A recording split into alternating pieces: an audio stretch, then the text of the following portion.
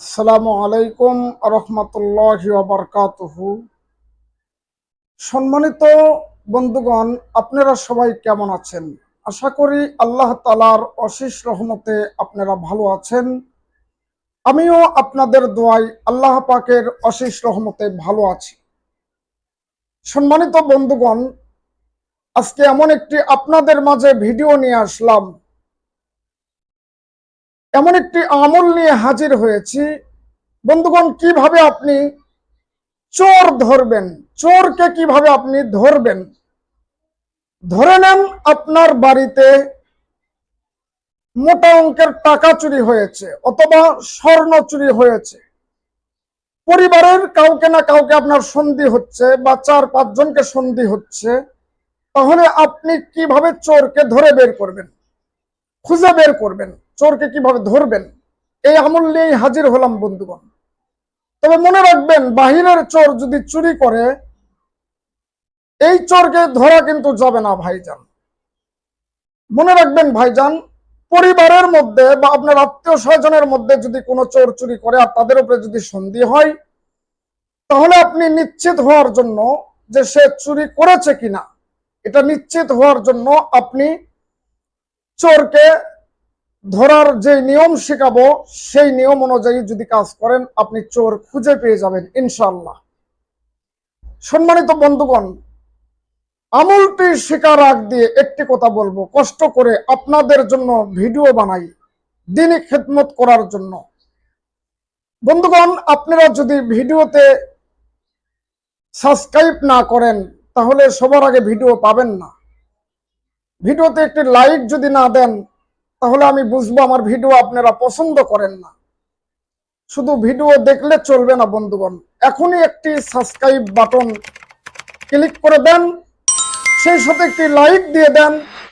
Comment বক্সে আপনি মতামত জানিয়ে দেন কোন বিষয় আমলের ভিডিও চান, আমি সেই বিষয় আমল দেওয়ার চেষ্টা করব। বন্ধুগণ, সেই সাথে ভিডিওটি শেয়ার করুন, প্রতিটি মুমিন মুসলমানের দরজায় যেন ভিডিওটি পৌঁছে যায়। চলুন বন্ধুগণ, আমলটি শিখে আসি।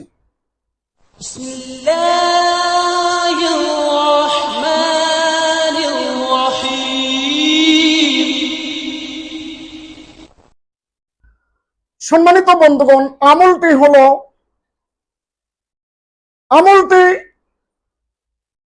সূরা বাকারার 255 নম্বর আয়াত আমি স্ক্রিনেও দিয়ে দিচ্ছি বন্ধুগণ, এবং কোরআন শরীফ থেকে আপনারা 255 নম্বর আয়াত বের করে পড়তে পারবেন। সেই সাথে বন্ধুগণ, আপনারা আয়াতটি আমি বলেও দিচ্ছি, 255 নম্বর আয়াত সূরা বাকারার। আয়াতটি হলো সকলের কাছে পরিচিত, সেটা হলো আয়াতুল কুরসি। আয়াতুল কুরসি বলা হয়। আয়াতটি আমি বলে দিচ্ছি, আল্লাহু লা ইলাহা ইল্লা হুয়াল হাইয়ুল কাইয়ুম। প্রতিটি আয়াতের শুরুতে বিসমিল্লাহ বলতে হবে, এজন্য বিসমিল্লাহ বলা সুন্নাত। বিসমিল্লাহির রহমানির রহিম।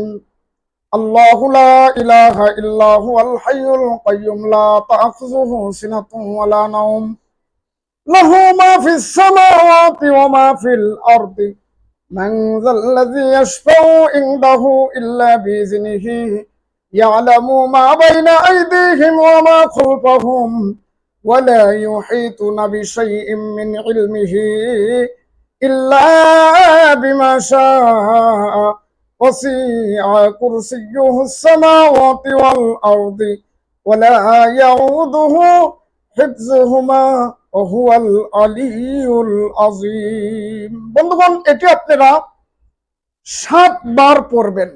একবার পড়ে